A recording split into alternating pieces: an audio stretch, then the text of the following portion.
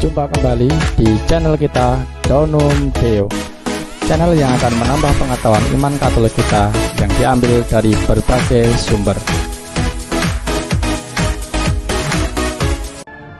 He took bread and giving thanks broke it and gave it to his disciples, saying, Terimalah Take dan this, makanlah. all of you, and eat of it. Inilah tubuhku For this is yang my body, dikorbankan which bagi. will be given up for you. Ini adalah penggalan kata-kata konsekrasi yang diucapkan para imam pada waktu doa syukur aku, dan yang karenanya serta berkat daya Roh Kudus, roti dan anggur berubah menjadi tubuh dan darah Kristus.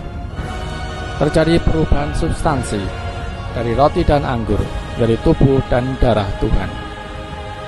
Inilah yang disebut dengan proses transubstansiasi. Namun dalam perjalanan gereja, Tuhan terkadang meneguhkan iman umat dengan kehadirannya secara kasat mata, yakni terjadi perubahan bentuk menjadi daging dan darahnya sendiri, atau yang disebut dengan mukjizat Ekaristi. Nah, dalam video ini kita tampilkan 3 mukjizat Ekaristi terbaru di awal abad ke-21. Mukjizat pertama, mukjizat Ekaristi di Meksiko.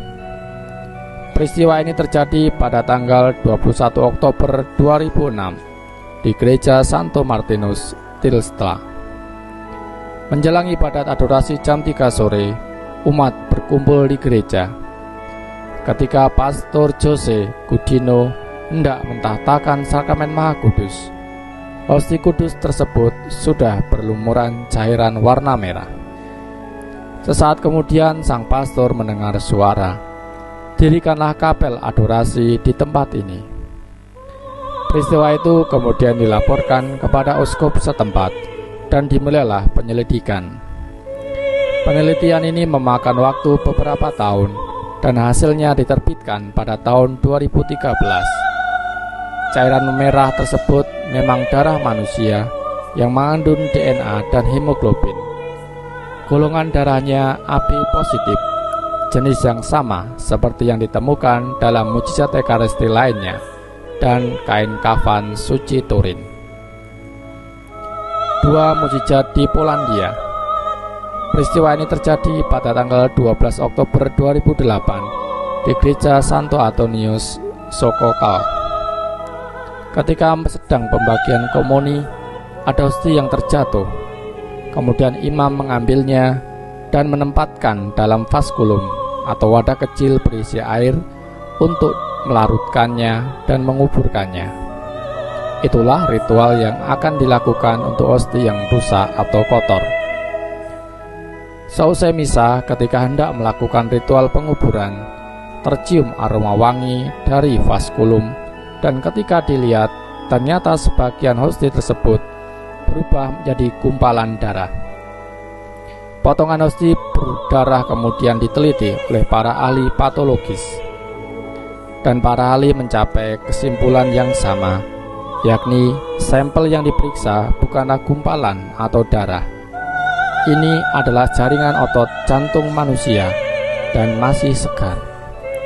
Jaringan ini sama dengan mukjizat yang terjadi di Lanciano, Italia pada tahun 700-an. 3. Mukjizat Ekaristi di India. Peristiwa ini terjadi pada Jumat 15 November 2013 di Gereja Kristus Raja, Kerala, India. Pada suatu misa pagi, sementara pastor memberkati hosti, tampaklah wajah Kristus di hosti tersebut. Sosok wajah Kristus terlihat begitu jelas. Pastor dan umat yang hadir dapat menyaksikan hal tersebut. Kemudian ribuan orang berziarah menuju ke Gereja Kristus Raja untuk melihat gambar wajah Tuhan di sakramen Maha Kudus dan mohon berkat Tuhan. Saat ini hosti tersebut dikirim ke Roma untuk dilakukan penyelidikan sebagai syarat mukjizat Ekaristi. Itulah peristiwa mukjizat Ekaristi yang terjadi di awal abad 21 ini.